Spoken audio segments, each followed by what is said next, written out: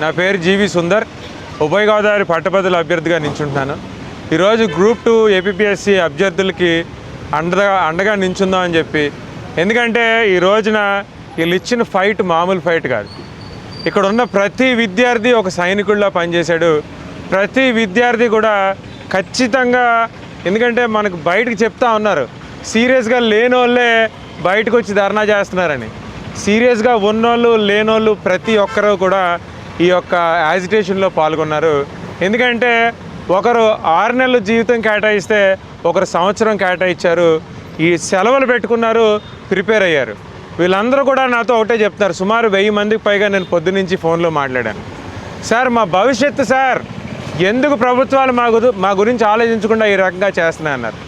రేపు ఉదయం పెట్టుకుని హ్యాపీగా ఇంట్లో కూర్చుని ఫ్యాన్ కింద చదవాల్సిన విద్యార్థులు నేను వచ్చేటప్పటికి ఇక్కడ ఫుట్పాత్ మీద భోజనం చేస్తూ కనబడ్డారు. రేపు మార్నింగ్ ఎగ్జామ్ ఇటువంటి పరిస్థితుల్లో రాయగలరా? ఇంత ఇన్స్టెబిలిటీ ఎందుకు? ఇంత గొడవ ఎందుకు చేయాలి? ప్రభుత్వాలను ఆలోచించమంటున్నాను. బాబు వస్తే జాబ్ వస్తుందని ఇక్కడ ఉన్న ప్రతి ఒక్కరూ చంద్రబాబు నాయుడు గారు కోటేసిన వాళ్ళే. ఆయన వస్తే ఏదో మంచి చేస్తాడనుకున్నాం, కానీ నగ్గిన తర్వాత వాళ్ళ ఎమ్మెల్సీ చిరంజీవి గారే కదా అందరికన్నా ముందు బయటకు వచ్చి రోస్టర్లో ఇబ్బందులు ఉన్నాయి, రోస్టర్లో తప్పులు ఉన్నాయని చెప్పింది. నగ్గిన తర్వాత ఆ విషయం మర్చిపోతే ఎలాగా? నిన్న వైజాగ్లో వెళ్ళి అడిగితే నాకు గుర్తు చేయాలి కదా అని అడుగుతున్నాడు. ఎందుకు సార్ గుర్తు చేయాలి? మీరు జీతం తీసుకోవట్లే, ప్రభుత్వం సొమ్ముతో మీరు జీతం తీసుకుంటున్నారు కదా, ఏం పని చేయడానికి? రోస్టర్ పాయింట్లో తప్పు ఉందని చెప్పి ఎమ్మెల్సీ కింద గెలిచిన తర్వాత ఇంతవరకు తీసుకొచ్చి లోకేష్ గారికి చెప్తున్నా అంట. ఇందాక నేను చూశాను, ప్రభుత్వం ఏపీపీఎస్సీకి రికమెండ్ చేసిందంట. ఎవరిని సార్ పిచ్చోళ్ళు చేయడానికి? మేమందరం చదువుకుని ఉన్నాం, మేమందరం గ్రాడ్యుయేట్సే. ఏపీపీఎస్సీ ప్రభుత్వంలో భాగం కాదా? మీరు ఒక బలి పశువుని ఎత్తుక్కుంటున్నారు. నిన్న చిరంజీవి గారు మాట్లాడినప్పుడే నాకు అర్థమైంది. ఒక బలి పశువుని ఎత్తుక్కుంటున్నారు, అది ఏపీపీఎస్సీని బలి పశువుని చేద్దాం అనుకుంటున్నారు. మీరు ఏపీపీఎస్సీ చైర్మన్ ఎవరిని అపాయింట్ చేశారు? ప్రభుత్వం కాదా అపాయింట్ చేసింది? మీరు ఏపీపీఎస్సీని ఆదేశించి ఎగ్జామ్ పోస్ట్ పోన్ చేయమనండి.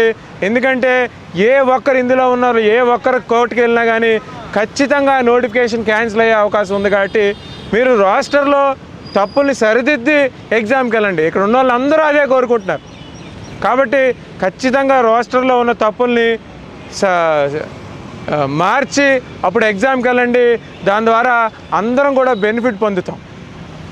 నేను జీవి సుందర్గా వీళ్ళందరికీ ఒకటే చెప్తున్నాను, గ్రాడ్యుయేట్ ఎమ్మెల్సీగా నగ్గినా నగ్గకపోయినా ఖచ్చితంగా ఇక్కడ ఉన్న విద్యార్థులందరితో తోడుగా ఉంటాను.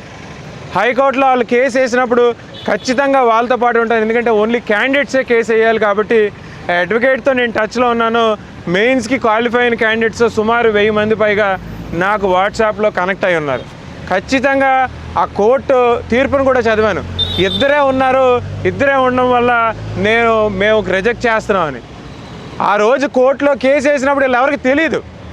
తెలుసుంటే ఇద్దరు కాదు, ఒక 50,000 మంది మినిమమ్ అందులో ఇంప్లూడ్ అవ్వదు. ఒక పుస్తకం ఉండేది వీళ్ళ పేర్లన్నీ రాయాలంటే. కాబట్టి ఖచ్చితంగా సుమారు 85% మందికి పైగా ఉన్న క్యాండిడేట్స్ ప్రతి ఒక్కరు కూడా ఈ తీర్పుకి యాంటీగా ఉన్నారు. కాబట్టి ఖచ్చితంగా వీళ్ళ ఫైట్లో భాగమవుతాను, వీళ్ళ వాయిస్ని అవుతాను. రేపు కౌన్సిల్లో నెగ్గితే కౌన్సిల్లో వీళ్ళ వాయిస్ వినిపిస్తాను, నగ్గకపోతే కౌన్సిల్ బయట వీళ్ళతో పాటు కలిసి ధర్నాలో కూర్చుంటాను. ఖచ్చితంగా ఇది సుప్రీంకోర్టు వెళ్ళైనా కానీ ఇది సుప్రీంకోర్టు యొక్క తీర్పుకి వ్యతిరేకంగా ఉంది. కాబట్టి జీవో నెంబర్ 77కి కూడా ఇది వ్యతిరేకంగా ఉంది. కాబట్టి ఖచ్చితంగా ఇక్కడ ఉన్న విద్యార్థులందరితో పాటు కలిసి నడుస్తానని ఈ సందర్భంగా మీ అందరికీ చెప్తున్నాను. Thank you.